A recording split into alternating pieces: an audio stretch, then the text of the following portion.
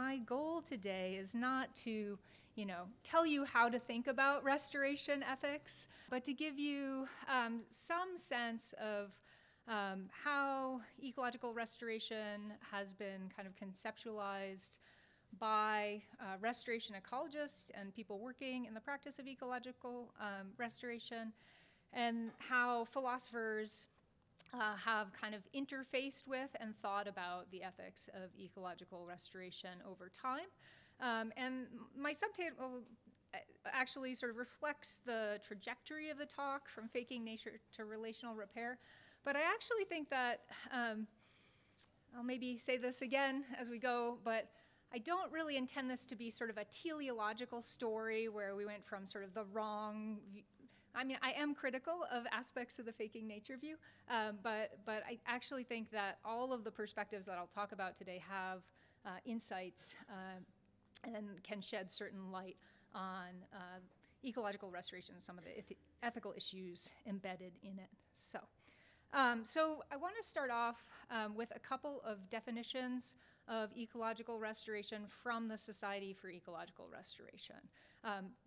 These are not like determinative, right? There are different ways to conceptualize restoration, but I think this is a helpful baseline because SER has been a pretty important professional organization with a lot of biologists, ecologists, restoration ecologists, and also restoration practitioners. It's a fairly interdisciplinary organization. And when it was when SER was developing its original definition of restoration back in 1988, they defined restoration as the process of intentionally altering a site to establish a defined indigenous historic ecosystem. So one thing I just want you to notice about this definition is that it focuses strongly on a historical baseline idea. And the historical baseline was understood as kind of undisturbed or pristine nature prior to human disturbance. As some of you who have done work in sort of environmental history or thought about the way in which the concept of nature has been sort of challenged and contested may be aware that the idea of pristine nature has been challenged and deconstructed in various ways. And specifically, I mean, picking up on some of the things from the last panel, this idea often obscures indigenous histories of relationship with the land. So in light of a number of critiques, I think, and sort of complexifying the idea of what restoration might do, SER revised its definition in 2004 in their primer on ecological restoration, and I think embraced a broader definition of ecological restoration as the process of assisting the recovery of an ecosystem that has been degraded, damaged, or destroyed. So, I mean, there's still more to unpack with that definition, but I think it's a bit broader, and it doesn't necessarily point back to a particular historic moment in time or assume that the ideal is to return an ecosystem to some kind of pristine state. So what are some of the big ethical issues associated with restoration? I just want to list a few before I sort of dive into some frameworks in more depth. There are big ethical issues associated with setting restoration goals. What should the aims of restoration be? There are also ethical issues associated with restoration processes. Who should decide what to restore? Who should be involved in restoration? How should restoration actually proceed? Should it involve, citizen, local people in the actual work of restoration, or should it be more industrial scale? How might this happen in different contexts? And then there are ethical issues also associated with moral responsibility for restoration. Does that responsibility fall on those who have degraded or damaged landscapes, or should it fall on all of us? And then there are bigger questions, and I think these were very much at stake in some of the talks earlier this morning about human relations with one another and with the broader natural world embedded in restoration. Okay, so the traditional approaches to restoration had kind of in mind that there was a natural ecosystem, there was some disturbance, and then the goal was of restoration was to kind of mimic or recreate that natural ecosystem. So I think this is sort of, in a way, resonates with the SER definition from 1988, sort of going back to some kind of historic reference condition of undisturbed nature. Early philosophers who engaged in restoration ethics, I think raised a question for this approach, asking whether nature as it existed prior to human disturbance can ever be fully restored. And this I just want to flag that these critiques of restoration did assume a pretty strong human-nature dichotomy. So not really challenging that sort of idea that there's such a thing as sort of pure nature as a kind of ontological category. So two of these critiques were from Robert Eliot, who wrote about faking nature and the loss of natural value, and Eric Katz, who was concerned about the loss of nature's autonomy. So Eliot thought, well, let me go ahead. Eliot thought that basically human intervention, whether it's like extractive industry or restoration, can lead to the loss of natural value, but this value really can't be regained through human intervention. So he didn't think you could actually get nature back through restoration. And the reason he thought that was because he thought that restored nature was something like art forgery. That in his view, what makes nature natural is that it's the product of natural processes, by which he meant processes that don't involve humans. So if we're going to go in and try and recreate an ecosystem, by definition, at least in Eliot's view, that ecosystem is not natural. Okay. So restoration can never recreate nature as he understood it, because, at least on his conception of nature, nature requires a genealogy that is undisturbed by humans. And he also further thought that restored nature actually is deceptive because it passes itself off as sort of having this natural genealogy when in fact it doesn't. Okay. Eric Katz was also a deep critic of ecological restoration. He basically kind of aligned with Eliot, thought that restoration creates artifacts rather than nature. It creates products of human artifice. And that restoration also involves a kind of domination and imposition on the landscape, in his view. He said that restoration is simply like putting a piece of furniture over a stain in the carpet. It really can't undo the damage, okay? So that quote is from an article, The Big Lie, Human Restoration of Nature, in which the idea is that restored nature is not authentic. So both Eliot and Katz have kind of this similar critique or related critique of restoration. I do think that both these critiques kind of presuppose that human nature dichotomy that's been challenged, and that more recently approaches to restoration have been developed that try to avoid reinscribing that sharp dichotomy. So I'm critical of the dichotomy, although I do think there are some insights that come out of these critiques. So thinking about, I think there are probably more and less dominating ways to engage in restoration, for example. I think there are forms of restoration, as I'll talk about in a minute, that obscure the past in ways that can be deceptive, which might align in certain respects with Eliot's critique. Okay. So one thing you might ask also in relation to these critiques from Eliot and Katz is, well, if nature, one worry that they had was that if people thought that they could just restore nature and put it back, then they might actually not worry so much about damaging it, and so that the prospect of restoration actually might become an excuse to continue to exploit and damage nature. But I think, the reality of our world is that we have a lot of places that have been damaged. So if nature is already damaged, there's this question of whether we should just leave it that way, or whether it might make sense to try and do something to help the land heal. And so I want to talk the next couple minutes about some of my work with my colleague David Havlick, who's a human geographer, on restoration goals and approaches to restoration at former military sites. And I'll talk specifically about Colorado's Rocky Mountain Arsenal National Wildlife Refuge, which, at least in this photo, was not yet a national wildlife refuge. So there have been a lot of base closures in the US, and a lot of these military bases have been sites of extensive contamination from chemicals and unexploded ordnance and all sorts of things.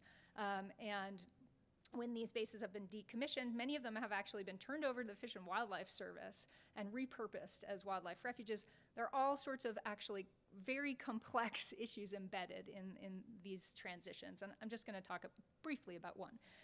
So Rocky Mountain Arsenal was a chemical weapons production plant just outside of Denver, Colorado, and Commerce City. It was established during World War II. It produced incendiary weapons that were used in the firebombing of Tokyo, also later nerve gas, VX, sarin, lots of pretty nasty things. There's a picture here of the South Plants complex that was part of the production facilities for this site in the 1990s. Early 1990s. I also just want to briefly mention that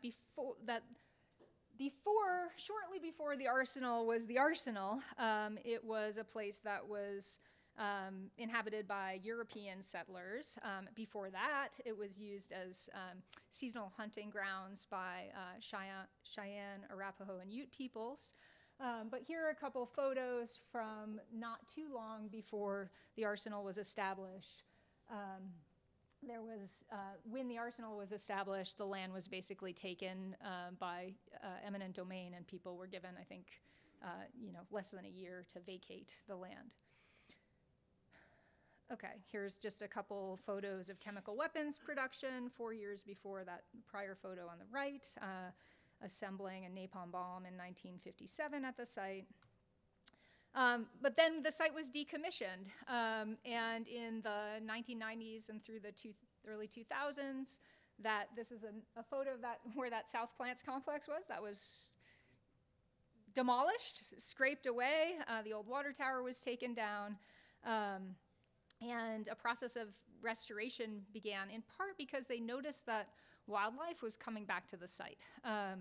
So now, at the site, we can talk more about this, but they've reintroduced bison, there are burrowing owls, there are bald eagles, they've engaged in a massive prairie restoration program. They've recently introduced the black-footed ferret. And this is an urban wildlife refuge. It's right outside of Denver, actually, so it's a kind of interesting, complex place with an interesting, complex history. So one of the ways in which David Havlick and I have sort of thought about this landscape and other landscapes like it is as a sort of layered landscape with complex, layered ecological and social histories, with sort of shifts in land use and characteristics through time. And I think one of the questions that arises in relation to this kind of landscape is the question of what approaches to restoration can accommodate the diverse values often present in these complex socio-ecological landscapes. So what kinds of goals should restoration strive to achieve in these kinds of landscapes? And we basically argue that restoration needs to take a kind of contextual approach. There's no sort of cookie cutter, one size fits all, here's the formula, apply it everywhere. I mean, urban stream restoration, restoration in on national forests, restoration in former military sites like this, those all might have different values and different goals associated with them.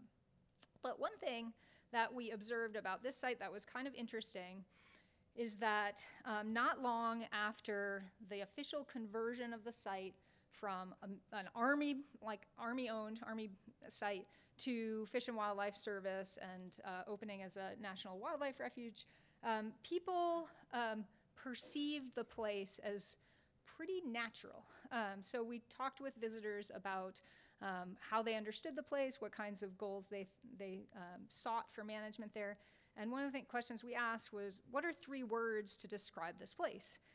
Beautiful, natural, peaceful, interesting, open, awesome, wild, wildlife, vast. Okay, so even though this place is called Rocky Mountain Arsenal National Wildlife Refuge, people's experience of the place, their description of the place, had very little sort of reflection of that history as part of it.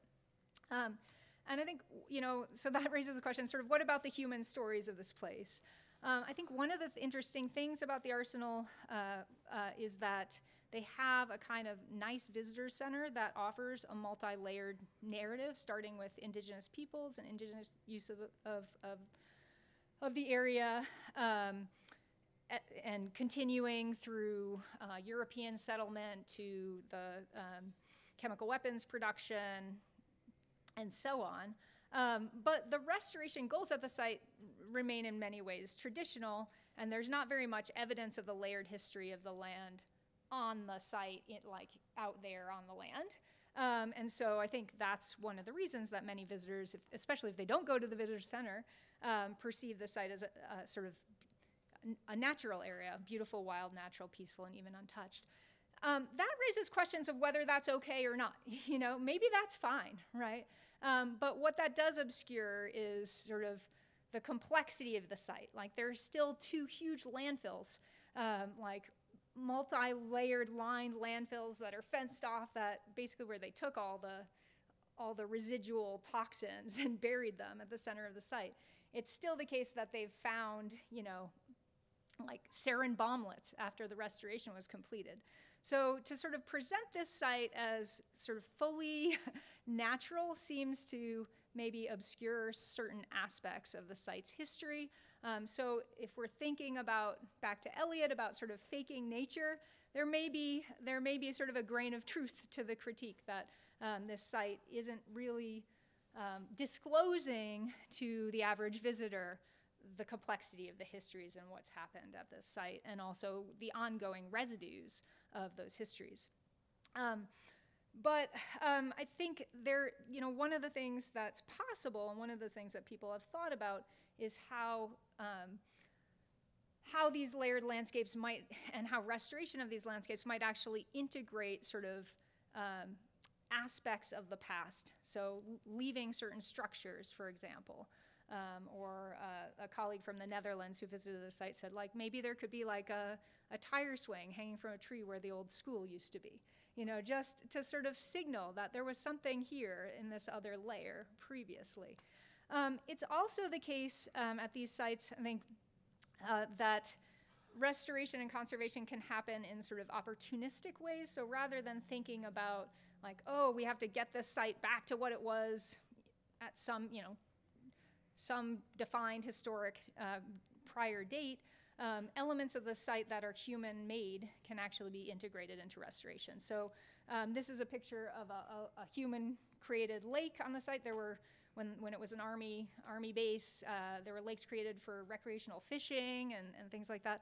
But that has become an important resource for waterfowl, for bald eagles, for birds. So thinking about where the site is now and what opportunities exist in light of the current aspects of the site is one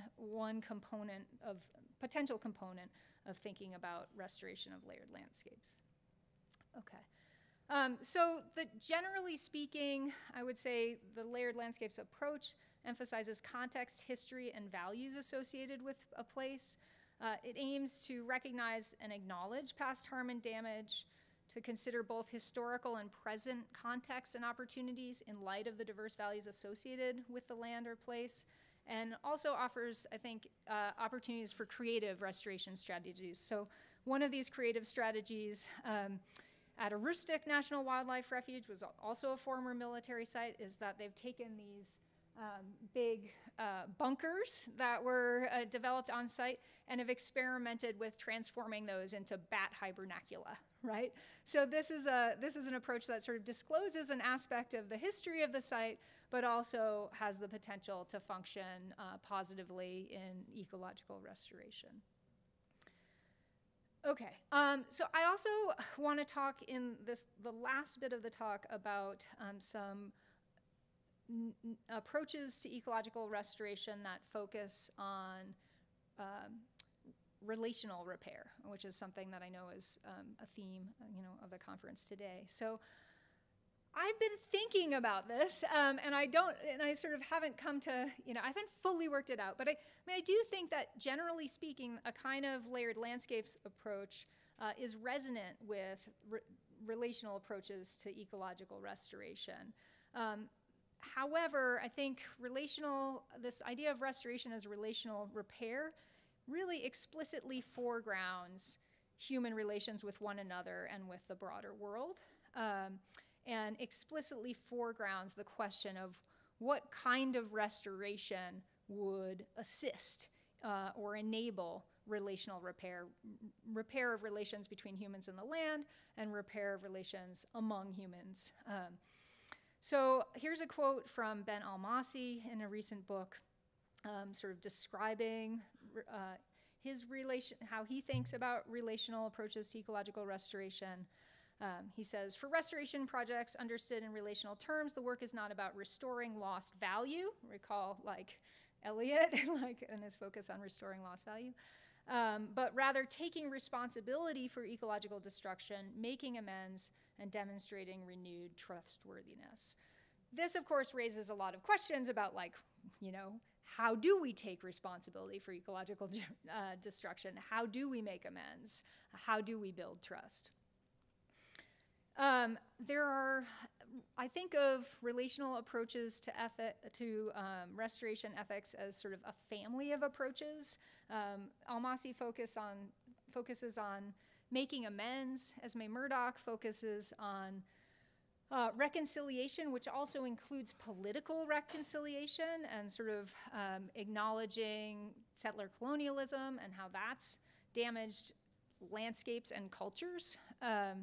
And then arguably Andrew Light, well before Almasi and Murdoch and others were writing, was thinking also about how restoration affects human relationships to one another and to broader ecologies through this idea of ecological citizenship. So he thought engaged restoration can be a way of sort of cultivating a kind of ecological citizenship.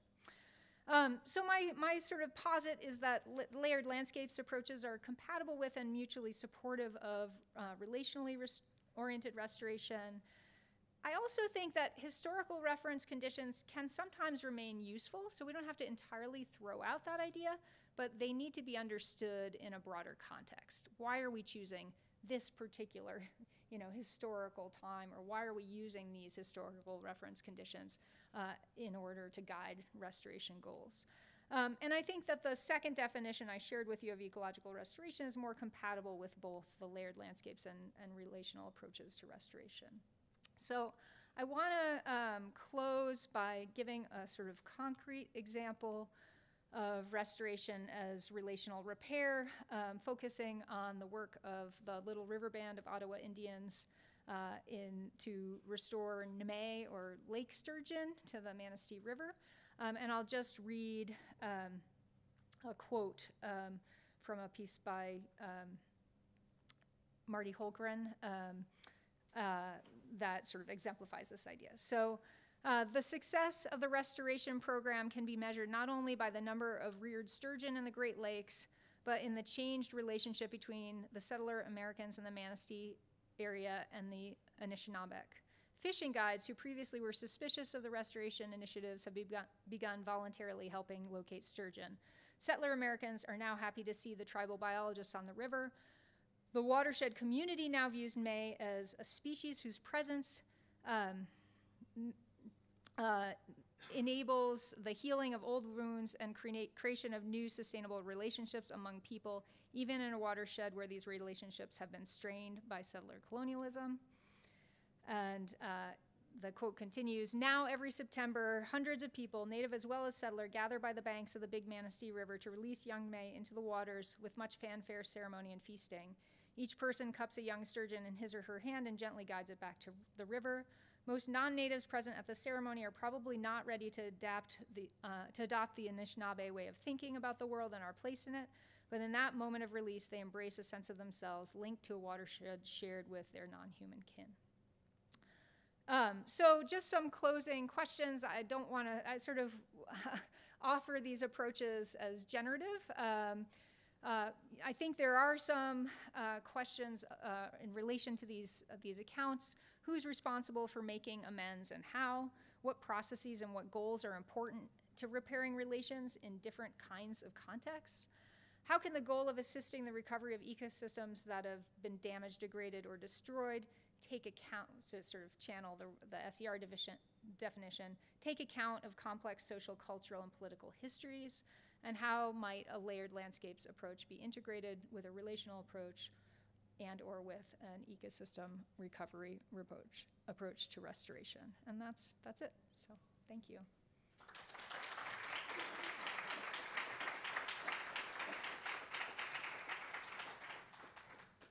So I'm happy to take any questions that you have.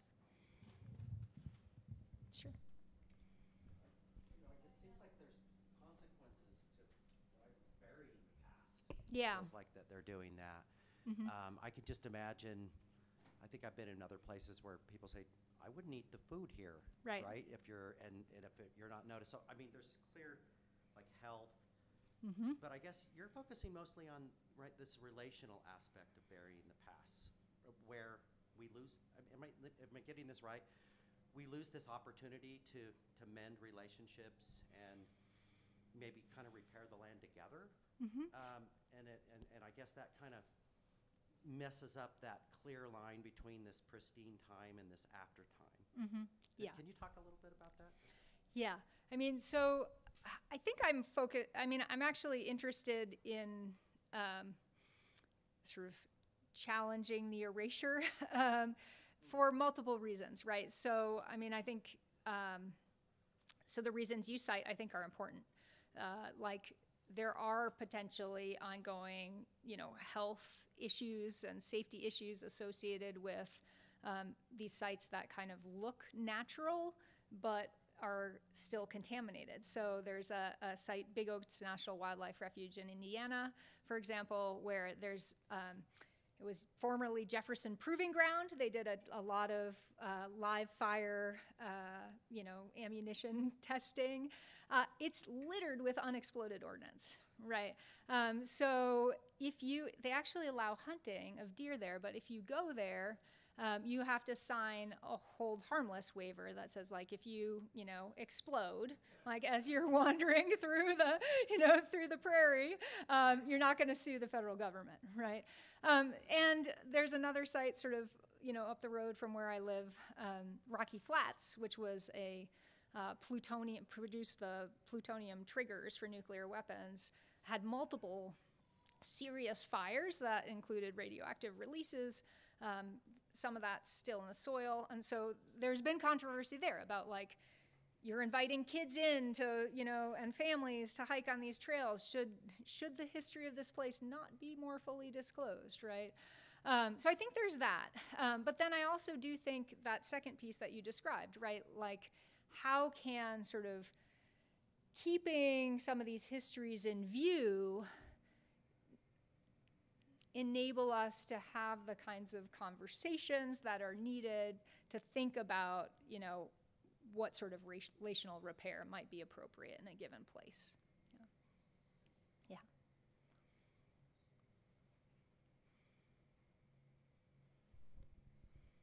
Okay, so I don't know if this is a really good question or not, because I'm just a little college kid, but my question is kind of about, like, the restoration in Utah, like, of the Great Salt Lake. I was just curious if you thought that we would have sort of that social layer, kind of like a museum of what almost happened to the Great Salt Lake after we maybe managed to restore it, or if you have any kind of, like, ideas on how we can restore it? I know it's kind of a big topic. I think there's a lot of debate about it right now. But do you have any thoughts on the Great Salt Lake? I feel like there's so much more expertise in this room on Great Salt Lake than I have that I'm a little hesitant to answer that question. I mean, I think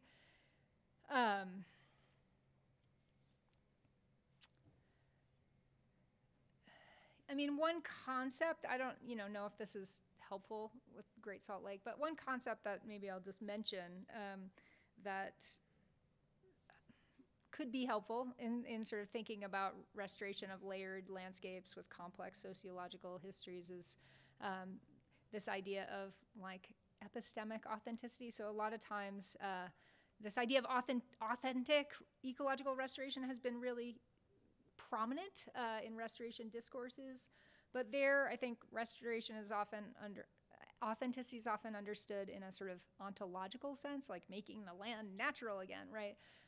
But I think there is this other sense, and this ties back to this point about faking nature, right? That how is the land, how are restoration projects, how do they make it possible, how do they disclose or not disclose important facets of the site?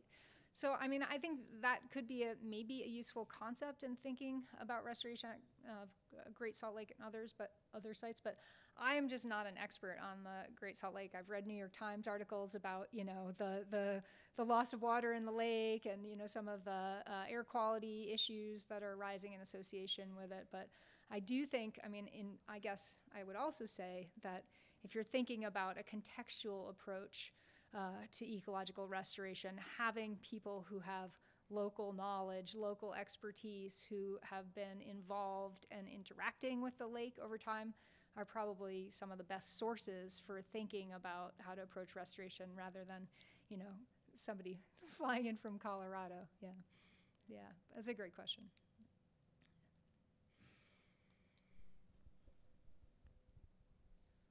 When you speak about historical context and ecological context, is the need met somewhat if there is integrated, say, signage throughout the site, disclosing different aspects of the layered history, so to speak? Have you found that, like, literally up in the Grand Tetons, you still see the iconic barns left from the settlers at certain times. And yet that is a piece of the historical and ecological influences too. And one place that I have actually seen this, and you've probably been there, is the Big Hole National Battlefield up in Wisdom, Montana, where the Nez Perce were finally captured, and Chief Joseph. And that, if you ever get the chance to go there, that was totally redesigned and used the indigenous input, and it is extremely moving, and you can truly have an integrative experience. And I recognize some of these have more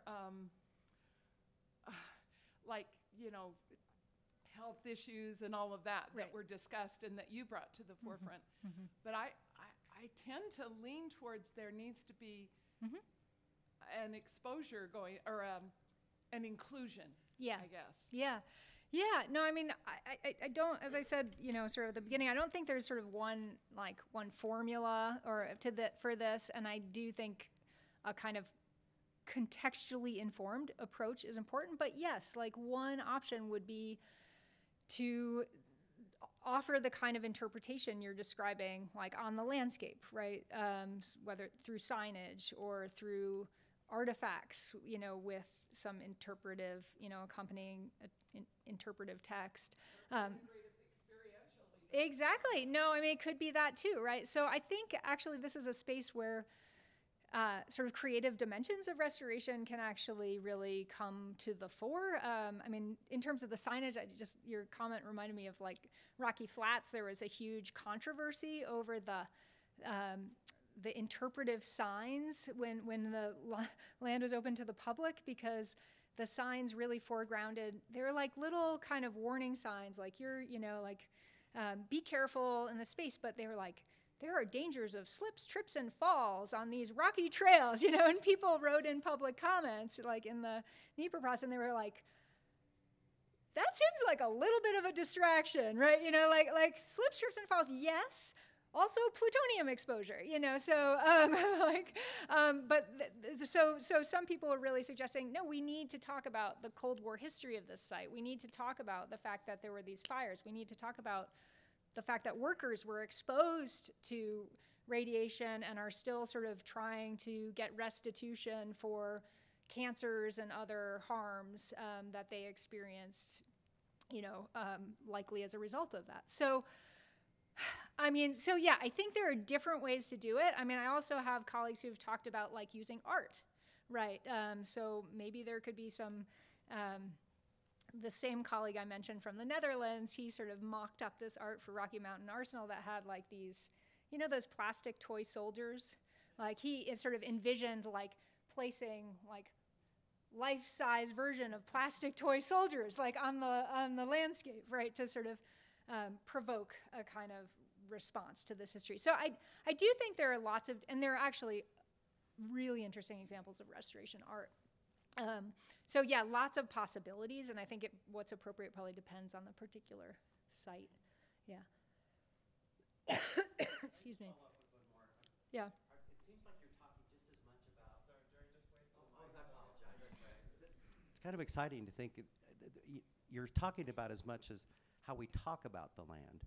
So it seems, even as you're talking about restoring the land itself, yeah, right? We need to restore the language that we use to talk about land. You know what I mean? To way we talk about the layers. It's very complex, isn't it? But it is. I'm starting to see from other, whether it's art or army men with little ferret holes in them. All these creative ways that we might be able to like incorporate the idea of the settlers. The people before them, the people after, in these incredible layers that all have different ways of engaging with the land when we talk about it. Yeah, talk about it and think about it, I think, both. And yeah.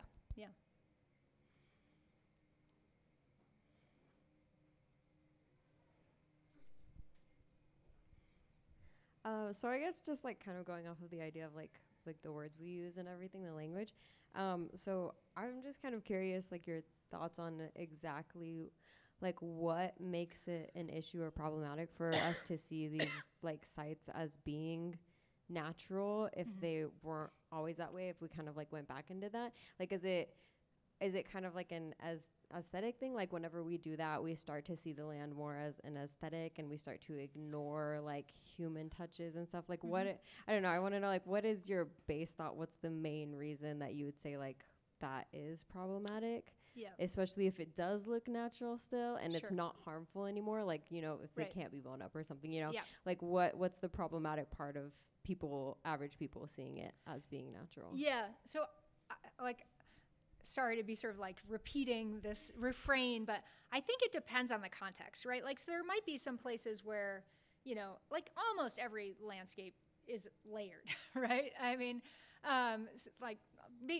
think you could argue all landscapes sort of are layered in some way, whether it's through their geologic history, ecological history, social history as entwined with those things. And in some places, maybe it's not so critical to like make visible all of those layers.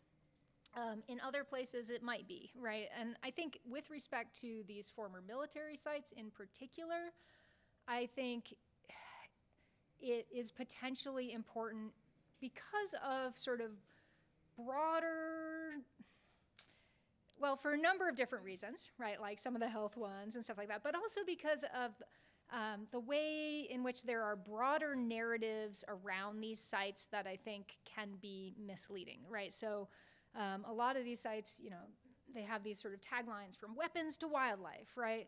And it is kind of amazing. Like, if you go to Rocky Mountain Arsenal National Wildlife, it's cool. Like, it's cool that there are bison, ferrets, burrowing owls, bald eagles right outside of Denver. Like, so I don't want to sort of diminish from take away from the ecological value, but it also seems a little bit problematic to suggest, like, I think the suggestion sometimes implicitly is like, we can we can make a chemical weapons plant, and then we can scrape that away, and it's just like it was before, and in fact, it's even more biodiverse, right? And that's just not really true. Like, there are these huge landfills. They're still having to, like, pump, the groundwater's contaminated, so they still have to, basically pump groundwater up on one side of a barrier, treat it, and inject it on the other side of a barrier. Like, so I just do think that, if that's the takeaway, like, we can, damage the land in this way and just put it back, you're sort of missing actually some of the big ecological consequences of militarization and its long-term effects.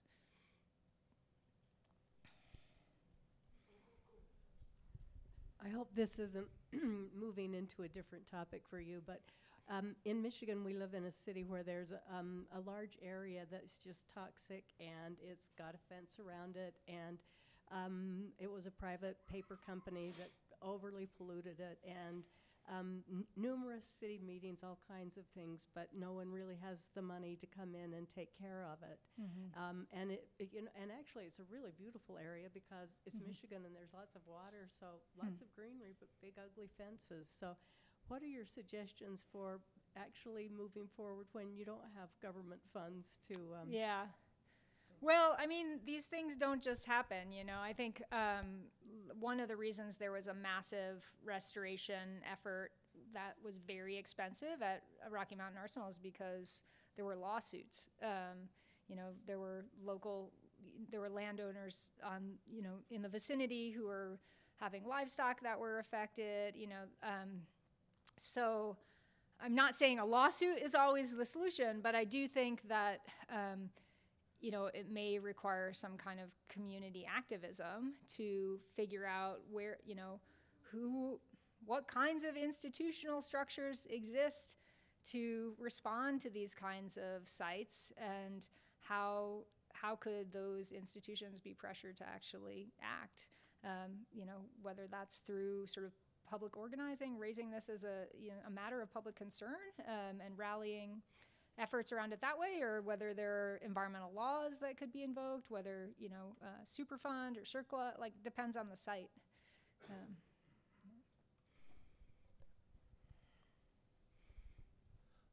Really quick, going back to kind of something you said, you brought up, I think you said epistemic versus ontological restoration.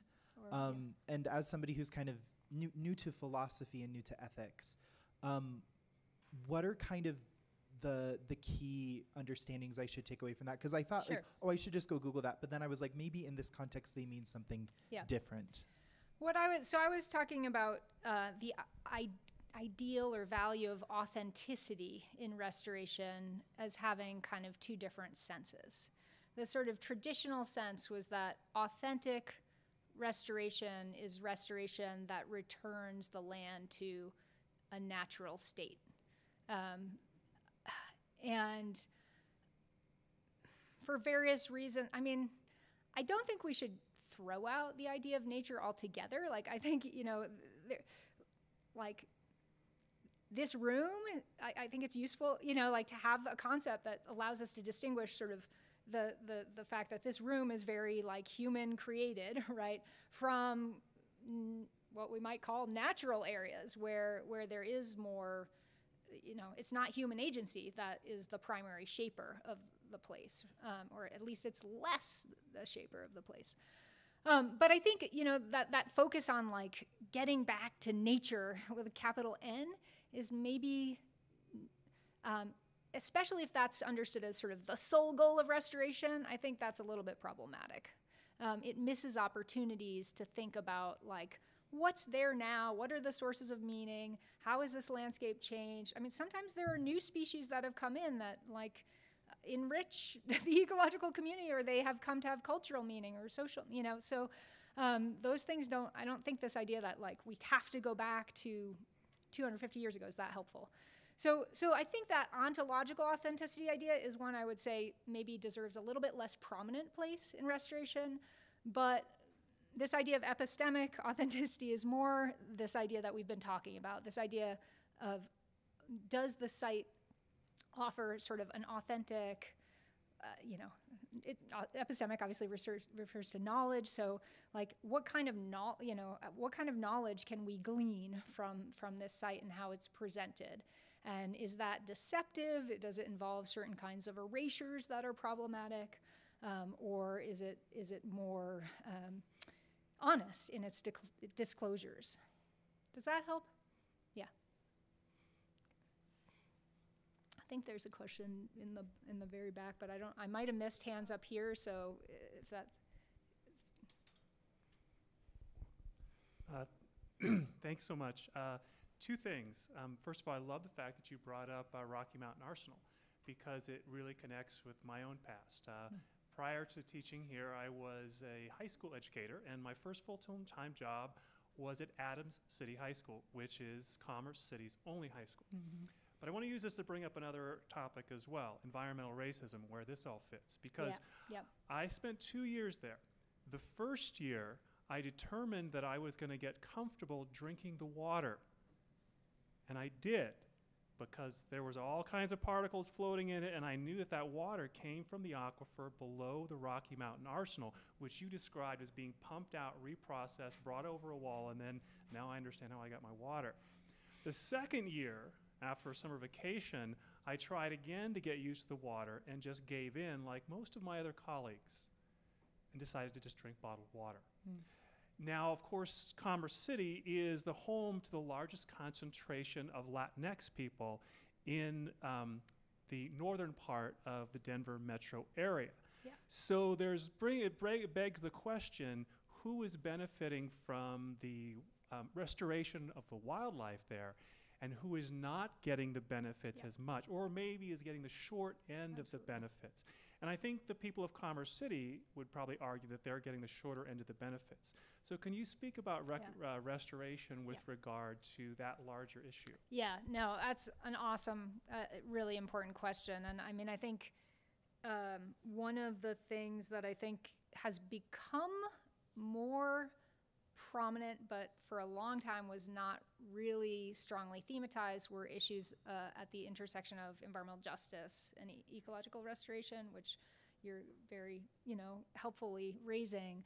And I think, if we're thinking about context, right, we need to think about not just, Rocky Mountain Arsenal, has a fence around it, but it's surrounded by neighborhoods, right? And for a long time, the Arsenal was a disamenity, right? It was like, who wants to live next to the place where they're making VX nerve gas, But then these sites have been sort of rebranded as amenities, right? So there's still lingering, health and safety concerns potentially. And then there are issues about who has access to bottled water, versus not. And then there are also questions about who's the restoration benefiting? How is it benefiting surrounding communities if it is? I know, it's been a little while since I've talked with Fish and Wildlife staff there, but I know the Refuge manager and educational staff we're oriented toward using the Refuge as a resource for environmental education for urban communities and kids in Denver, which I think makes sense, because a lot of these schools don't have the resources to take the kids to Rocky Mountain National Park or to some other distant location, but they might be able to drive 2 miles down the road and check out, ferrets and bison and learn about prairie ecosystems and stuff. So I think that's one way in which EJ considerations can kind of be integrated. But I also think there are layers of complexity and concern. Because the other thing is, with this rebranding, some of these sites are sort of now become kind of amenities. Now you can live near an open space, and so that affects, that can be tied into gentrification, to changing property values that price, rising rents and that sort of thing. So I don't have the answers to all the questions, but I just want to say thank you for raising them, because I think they're really important and definitely a critical dimension of sort of thinking through restorations at these kinds of sites. Yeah. Okay, I think that's all the time we have. Join me in thanking our speaker, Dr. Marion Hourdequin, once more.